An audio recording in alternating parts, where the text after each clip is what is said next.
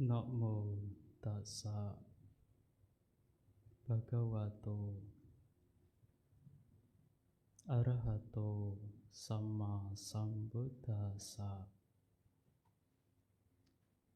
Namo tassa bhagavato arahato samma sambuddhassa. Namo tassa bhagavato arahato samma sambuddhassa. Ako sang wadabandan ca aduto yo titika kanti balang balanang tamhakang brumi brahmanang ti. Terpujilah Sang Bhagawa yang Maha Suci, yang telah mencapai penerangan sempurna.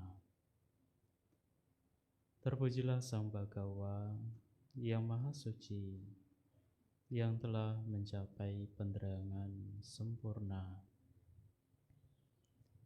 Terpujilah Sang Bhagawa yang Maha Suci, yang telah mencapai penerangan sempurna.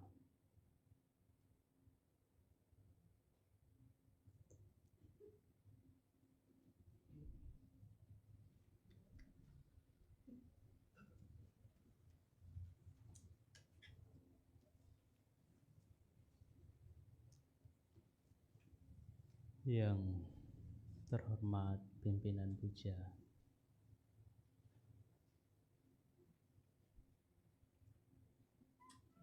yang terhormat Bapak Ibu, saudara dan saudari sekalian, selamat pagi. Selamat pagi. Terpujilah Sang Buddha. Namo Buddhaya.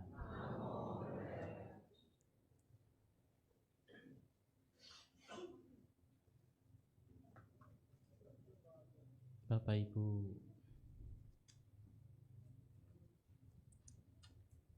apa kabar semuanya? Semuanya sehat? Betul ya, sehat. Terlihat dari raut mukanya ya. Semuanya sehat ya, karena memancarkan kegembiraan. Bapak Ibu, pada pagi hari ini kembali di hari weekend atau libur dari pekerjaan, rehat sejenak daripada kegiatan rutin,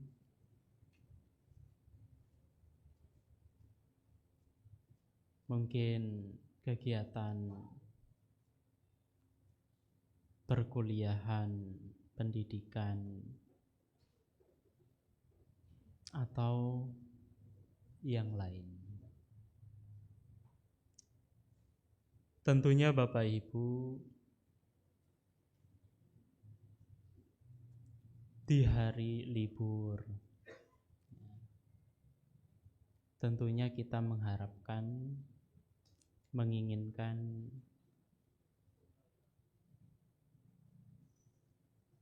untuk mengistirahatkan sejenak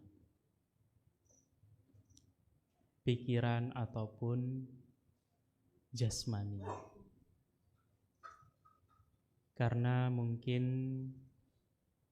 sudah melewati atau melakukan banyak hal. Tentunya di hari libur ini adalah waktu yang tepat untuk mengistirahatkan sejenak jasmani dan juga pikiran.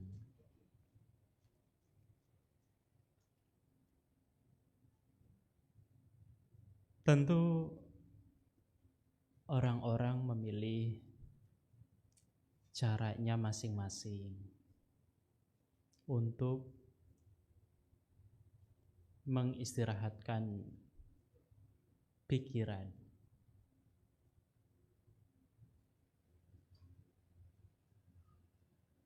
Mungkin kebanyakan orang lebih menghabiskan waktu untuk menikmati liburan dengan rebahan, berbaring, tidur-tiduran. Atau mungkin ada orang lebih memilih untuk pergi ke tempat-tempat yang nyaman, ke tempat-tempat yang bisa dijadikan tempat untuk mengistirahatkan pikiran.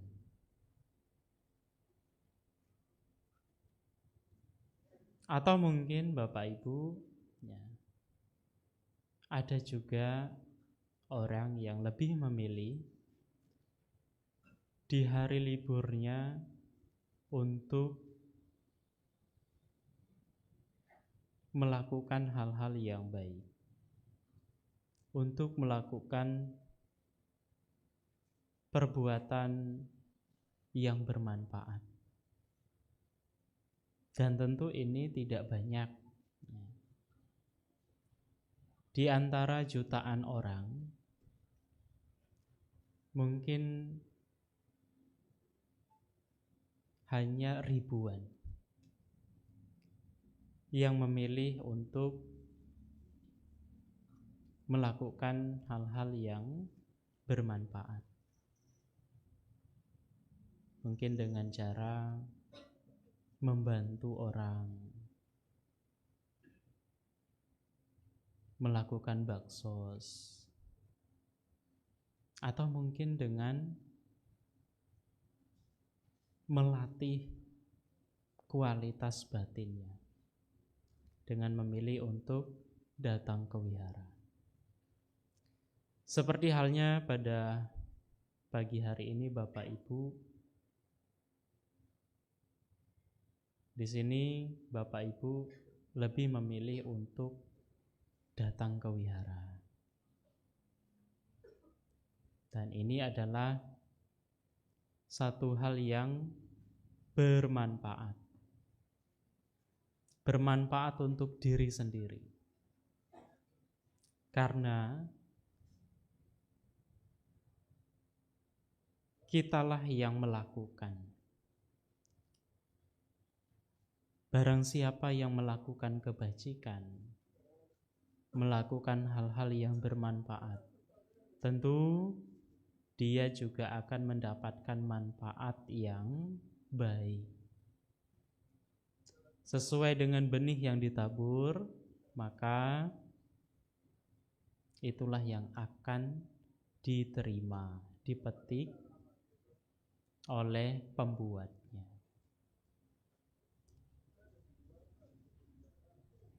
Karena kita memahami hukum sebab dan akibat, bahwasanya ada sebab maka ada akibat. Kita tahu bahwa apabila kita mengondisikan sebab, akan mengondisikan akibat kebahagiaan. Sebaliknya, kalau kita mengondisikan sebab yang tidak baik, sebab perbuatan jahat, melakukan hal-hal tidak terpuji, maka akan mengakibatkan penderitaan. Maka tentu kita semua sudah tidak meragukan akan hukum alam, hukum sebab dan akibat yang diajarkan oleh guru agung kita. Oleh karena itu Bapak Ibu, kalau kita memahami hal ini, tentu sebisa mungkin, seberusaha mungkin kita akan mengondisikan sebab yang apa Bapak Ibu? Yang apa? Yang baik. Di antara banyak orang hanya 2 orang. Yang lain mungkin memilih sebaliknya.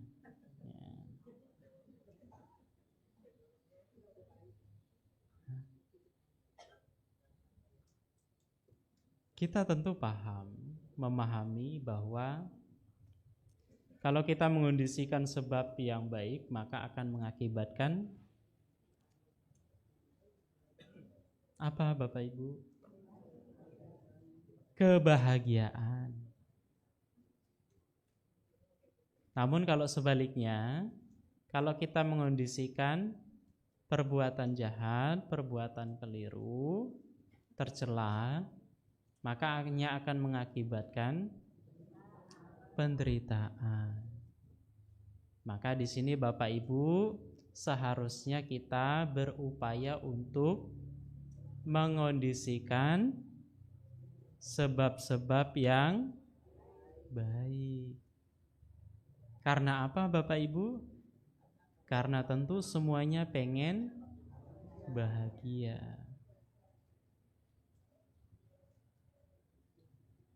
Saya yakin semuanya pengen bahagia. Tidak ada yang pengen menderita. Semuanya pengen bahagia. Buktinya apa? Seseorang pengen bahagia, pengen sejahtera, pengen makmur. Kalau kita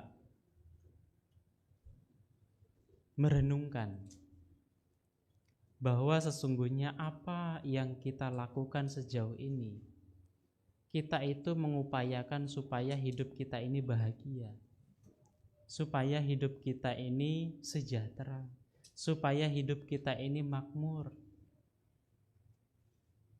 Tidak ada yang menyebabkan apa yang kita lakukan ini menyebabkan penderitaan. Tentu kita semua ini mengupayakan supaya kita ini bahagia, sejahtera, dan memperoleh kemakmuran.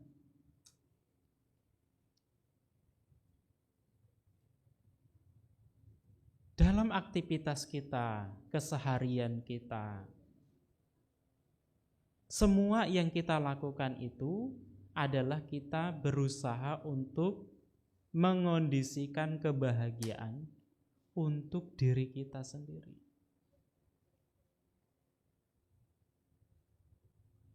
Bapak Ibu kepengen kerja, cari uang, tidak lain tujuannya supaya apa? Supaya bahagia, supaya sejahtera. Karena itu Bapak Ibu ada kemauan, motivasi untuk bekerja walaupun penuh dengan tekanan, walaupun lebih banyak penderitanya dibandingkan senangnya.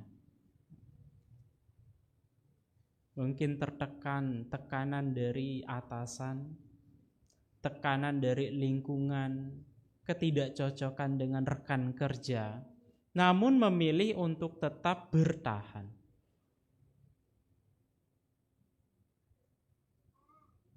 Karena kalau menyerah, berhenti, putus asa, tentu tidak dapat apa-apa. Karena kita berpandangan bahwa dengan memiliki materi, dengan memiliki uang, setidaknya kita bisa bahagia, setidaknya kita bisa sejahtera. Walaupun tidak banyak, walaupun bisa mencukupi kehidupan sehari-hari, walaupun gajinya bisa menghidupi sebulan lah minimal, bisa menutupi kebutuhan-kebutuhan pokoknya.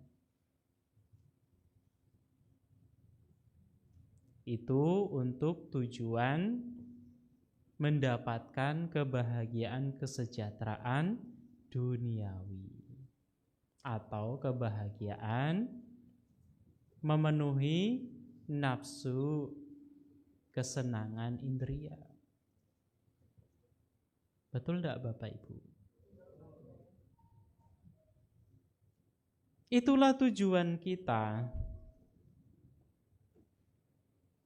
Maka apapun halangannya, rintangannya kita lalui, kita lewati, kita jalani.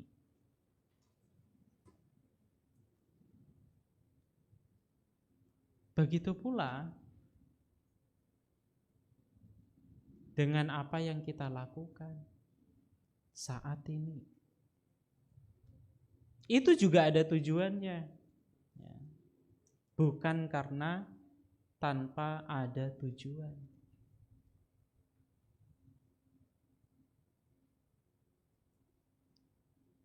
Selain daripada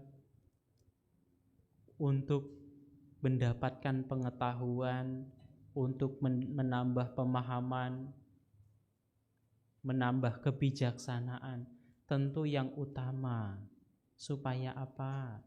Batin kita tenang, pikiran kita tenang.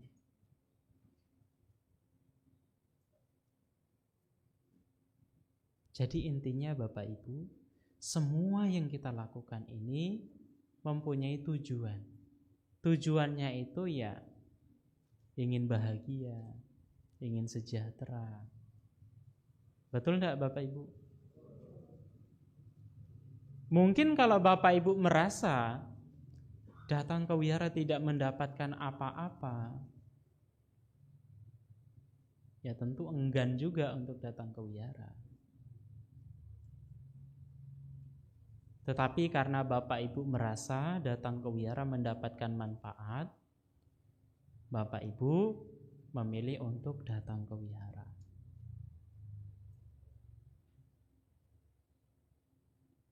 Nah, jadi Bapak Ibu sekalian, pada pagi hari ini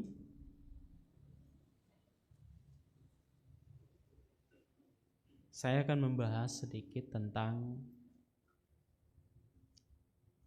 perhiasan seorang praktisi Dhamma. Perhiasan seorang praktisi Dhamma. Sudah disampaikan bahwa apa itu perhiasan seorang praktisi Dhamma? Apa Bapak Ibu? Apa? Berarti semua sudah baca ya. Nah, supaya tidak sia-sia itu di print ya. Nah, jadi kesabaran itu ya, perhiasan seorang praktisi Dhamma.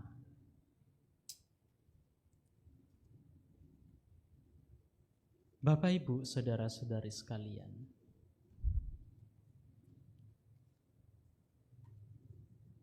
kesabaran ini adalah satu praktik yang harus kita latih, kita kembangkan di dalam diri kita masing-masing. Karena dengan kesabaran ini pula, langkah awal kita untuk menuju ketenangan, kedamaian.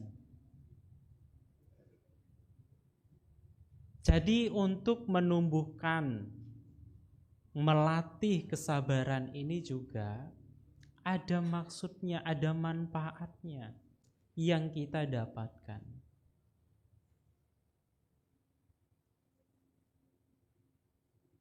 Bagaimana dikatakan kesabaran ini bisa membuat batin kita menjadi tenang, menjadi seimbang, menjadi terkontrol,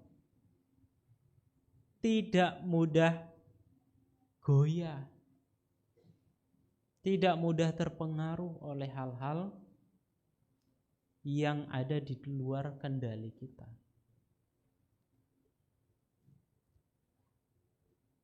Mungkin bagi sebagian orang yang mungkin pernah menyaksikan atau pernah mengalami sendiri,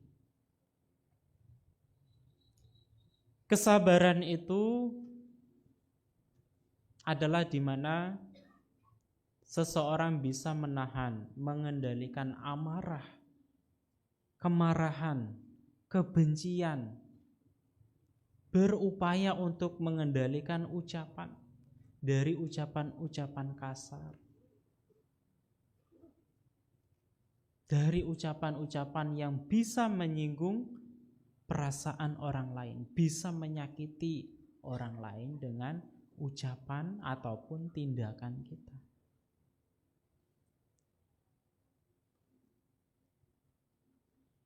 Seseorang yang memiliki kanti atau kesabaran akan sangat berhati-hati dalam bertindak dan juga dalam berucap.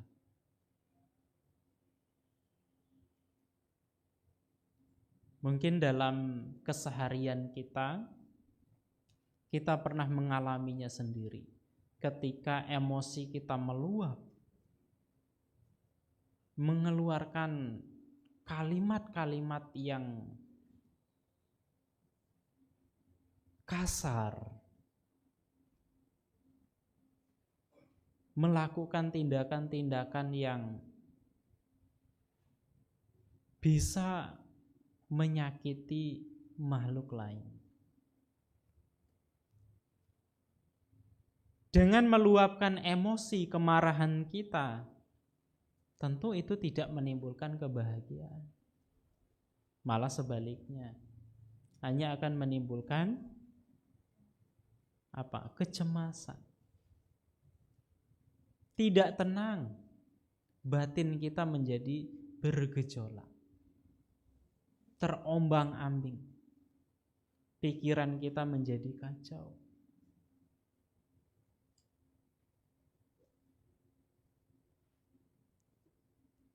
Tentu semuanya sudah pernah mengalami. Ketika di saat emosi, kemarahan menguasai dirinya, kemudian tidak bisa mengendalikan ucapan, tidak bisa mengendalikan perbuatan. Tentu apa yang muncul Bapak Ibu?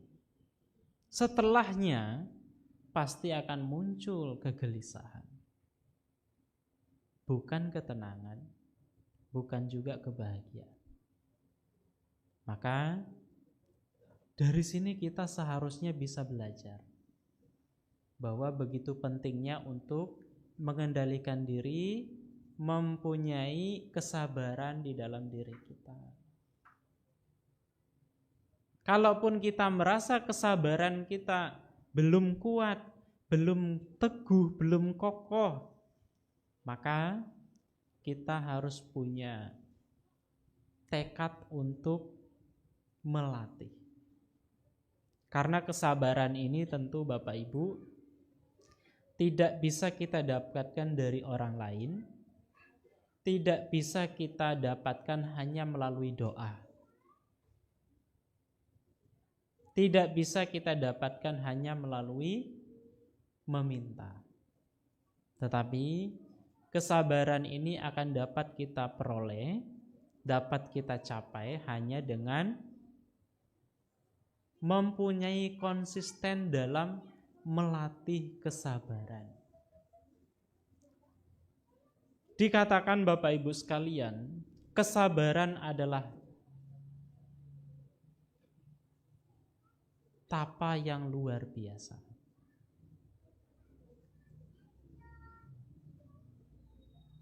Dengan bisa melatih kesabaran, dengan seseorang memiliki kesabaran, dikatakan dia sudah melakukan pertapaan yang dalam.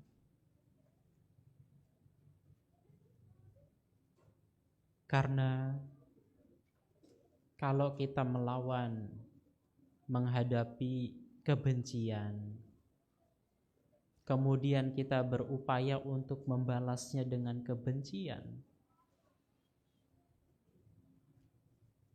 maka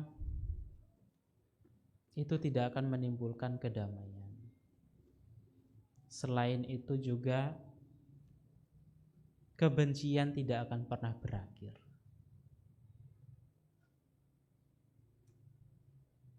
Yang bisa kita lakukan adalah dengan menguatkan, mengokohkan kesabaran kita. Seseorang yang memiliki kesabaran yang kokoh, yang kuat, tandanya seseorang bisa dengan mudah memancarkan meta, cinta kasih, menahan diri untuk tidak mengucapkan kata-kata kasar, bersabar ketika dihina, ketika dicaci maki, ketika dipukul, ya. Bersabar. Maka ketika seseorang yang kesabarannya kuat, tidak mudah goyah, maka sangat mudah untuk bisa memunculkan cinta kasih.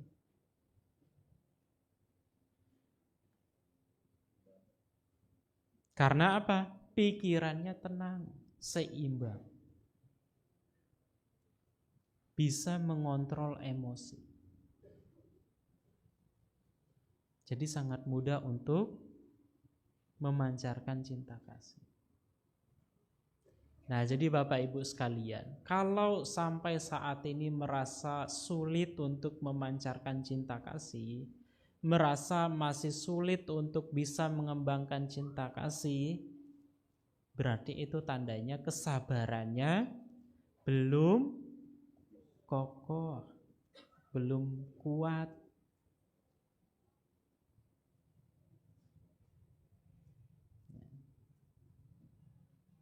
Itu cukup kita mengoreksi diri sendiri, ya. Karena yang tahu hanya diri kita sendiri. Yang mengenali diri kita sendiri, ya, bukan orang lain. Karena biasanya kita hanya akan menampakkan, memperlihatkan sisi baik kita. Namun sisi buruknya jarang ada yang mengetahui.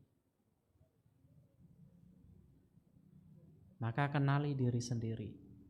Kalau merasa diri sendiri masih sulit untuk mengembangkan meta, mengembangkan cinta kasih, mungkin belum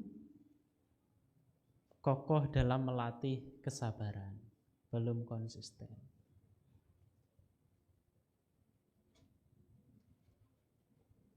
Nah, inilah Bapak Ibu sekalian. Kesabaran itu amatlah sangat penting untuk kita kembangkan, untuk kita latih. Karena sabar itu sifatnya sangat luas Bapak Ibu. Tidak hanya sabar menahan hinaan, tidak hanya sabar menahan kesakitan, Tetapi kesabaran ini sifatnya sangat luas. Mungkin dalam karir, dalam pekerjaan, dalam pendidikan, kesabaran ini sangat kita butuhkan, sangat kita perlukan. Kalau kesabaran ini tidak ada, ketika kerjaan kita kurang bagus, apalagi gajinya kurang bagus, kira-kira apa yang terjadi Bapak Ibu? Bekerja tidak ikhlas, tidak tulus, karena merasa gajinya terlalu sedikit, tidak sesuai yang diharapkan, tidak sesuai yang diinginkan. Kalau seseorang tidak mengembangkan kesabaran, setiap hari hanya bisa mengeluh. Tentu orang yang suka mengeluh, yang gemar mengeluh, tandanya orang tidak sabar atau tidak bahagia. Tidak bahagia karena tidak memiliki kesabaran. Sabar. Sabar tidak hanya menahan, tetapi juga menerima. Bisa menerima. Mungkin bisa menerima saat ini mungkin gajinya tidak sesuai dengan apa yang dikerjakan, tidak sesuai dengan apa yang dilakukan.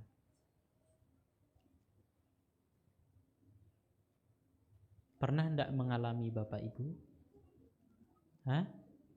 Pernah? Ada yang belum pernah? Sering mengeluh enggak?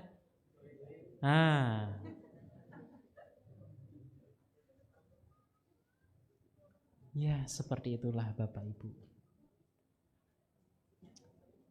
Kalau kita menyadari hal ini adalah bentuk dari ketidaksabaran, hanya akan mengakibatkan kita menderita. Tentu kalau kita terus mengeluh hanya membuat pikiran kita ini tidak tenang, tidak menikmati apa yang kita lakukan, tidak menikmati pekerjaan yang kita lakukan, yang kita jalani. Karena kita hanya memikirkan upah, hanya mengharapkan, menginginkan gaji yang besar. Nah, tentu kalau kita terus mempertahankan hal itu, dampaknya tidak baik. Karena kalau tujuannya hanya mendapatkan upah banyak, yang lebih, mengharapkan gaji banyak, lama-lama akan muncul pikiran-pikiran yang tidak baik. Berpikir akan melakukan apa saja yang penting mendapatkan uang banyak. Berpikir akan melakukan pekerjaan apapun yang penting bisa dapat upah yang banyak. Betul begitu Bapak Ibu? Karena tujuannya hanya mendapatkan upah yang banyak, uang yang banyak.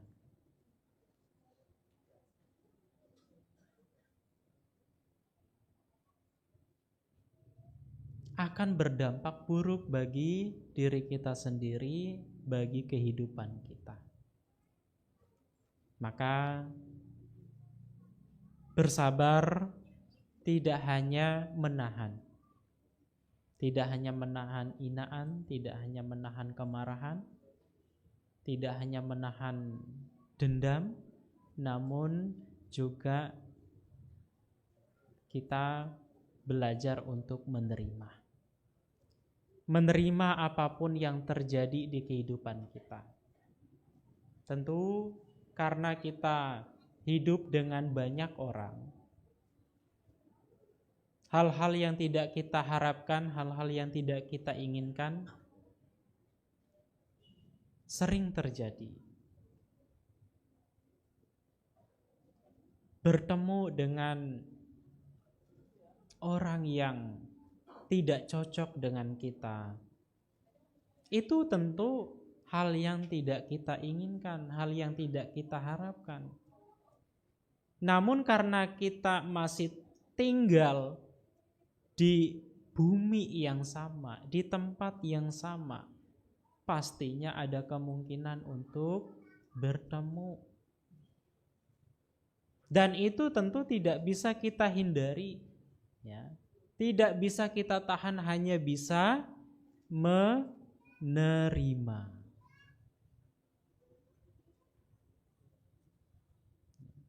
Hanya bisa menerima. Contohnya Bapak Ibu, ketika Bapak Ibu datang ke wihara, mungkin di wiharanya sudah disiapkan tempat duduk, ya, diarahkan oleh panitia, kemudian disiapkan tempat duduk oleh panitia. Tiba-tiba ketika masuk ada masalah, sampingnya orang yang tidak cocok, orang yang tidak disukai. Kira-kira apa yang terjadi?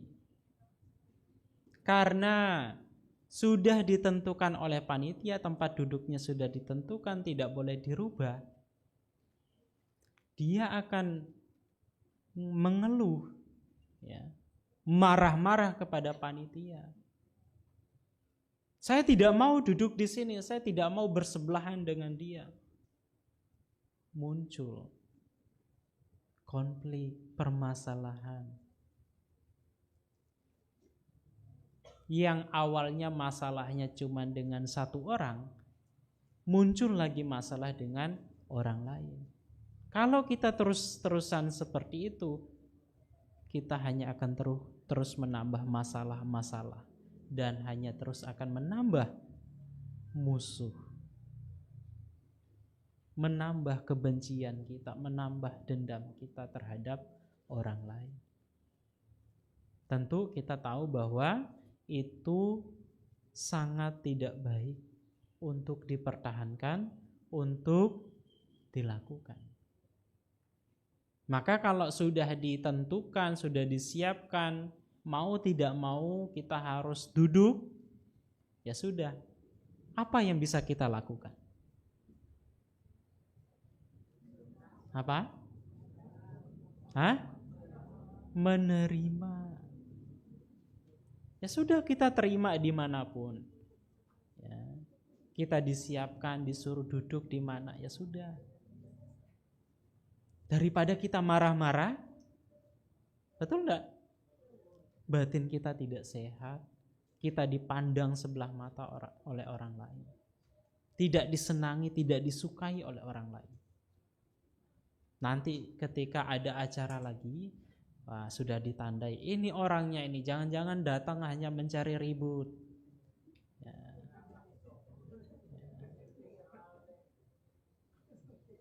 Kedatangannya tidak diterima, kedatangannya tidak diharapkan. Betul enggak Bapak Ibu? Sangat tidak disukai. Maka berusahalah untuk selalu menerima. Tidak hanya menahan, tetapi menerima keadaan. Karena apapun yang terjadi di dunia ini itu di luar kendali kita. Tidak bisa menuruti semua apa yang kita harapkan, apa yang kita inginkan. Semuanya di luar kendali kita. Yang bisa kita kendalikan hanya diri kita sendiri.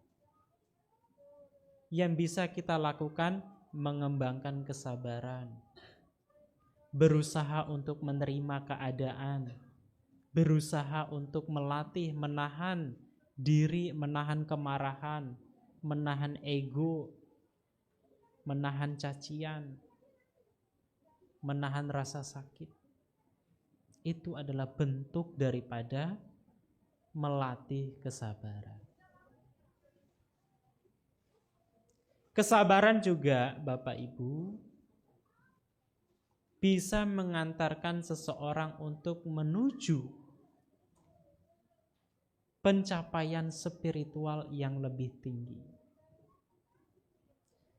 Seseorang yang memiliki kesabaran tentu akan mudah untuk menjalankan sila. Seseorang yang memiliki kesabaran akan sangat mudah untuk konsentrasi.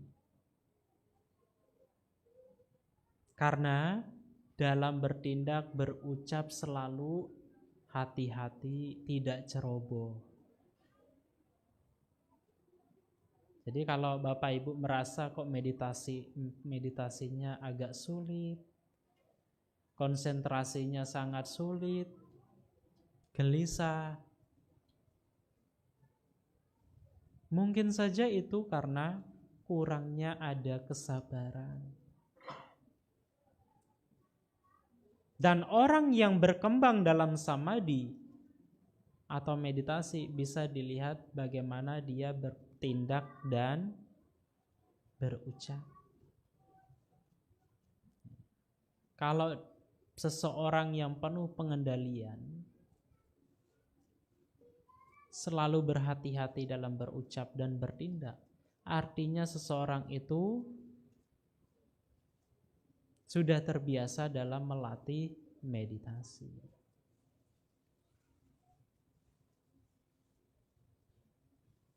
Sebelum kita latihan lebih jauh, cobalah kita kembangkan kesabaran terlebih dahulu.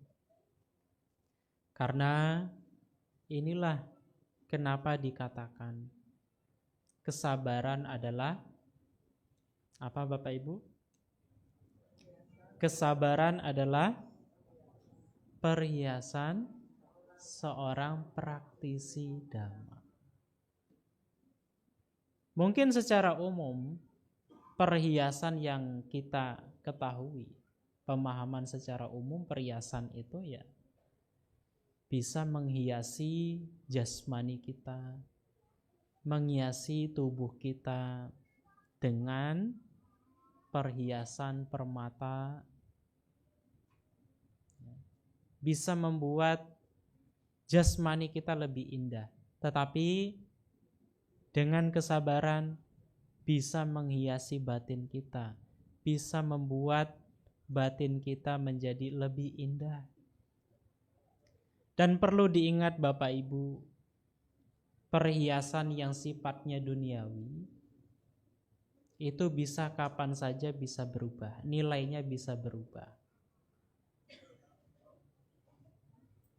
Tetapi seseorang yang memiliki kesabaran, yang menghiasi batin, kalau dia kokoh, kuat dalam mempertahankan kesabaran, sampai kapanpun akan selalu indah. Bahkan tidak hanya kehidupan saat ini, tetapi di kehidupan yang akan datang pun batinnya akan tetap indah. Indah dalam artian selalu tenang, berpengendalian, tidak mudah menyakiti orang lain.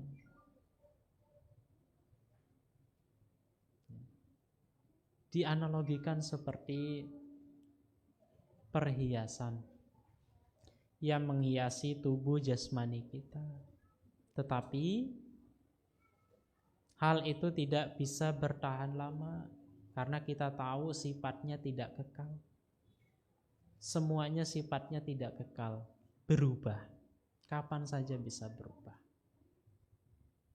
Jasmani kita bisa berubah, nilai dari perhiasan yang kita gunakan juga bisa berubah kapan saja. Tetapi kesabaran tentu sifatnya bisa bertahan lama. Jadi Bapak Ibu memilih mana yang diperbanyak, perhiasan duniawi, perhiasan permata, emas, atau perhiasan kesabaran yang dikembangkan. Nah itu yang bisa memilih Bapak Ibu sendiri. Ya, saya juga tidak bisa memaksa. Ya.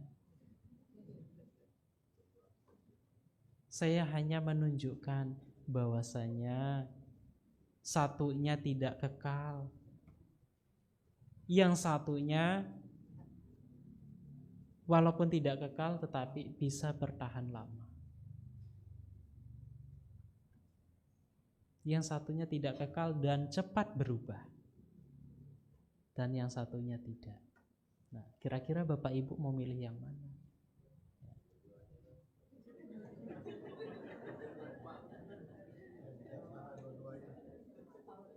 Pilihan yang bagus ya.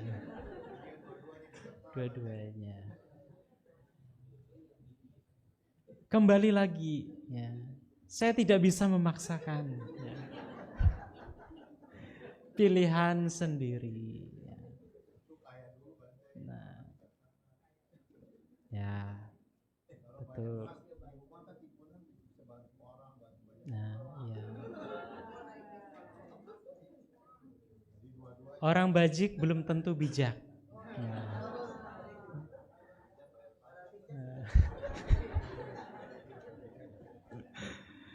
Ya, jadi seperti itu Bapak Ibu. Ya. Jadi itu kembali pada diri kita masing-masing. Ya. Kalau kita pengen tenang, bahagia, ya kita melatih kesabaran kita, menghiasi batin kita dengan perhiasan kesabaran. Ya, kalau kita mau hanya terlihat bagus, terlihat indah dari luar, perbanyak perhiasan. Ya. Ya.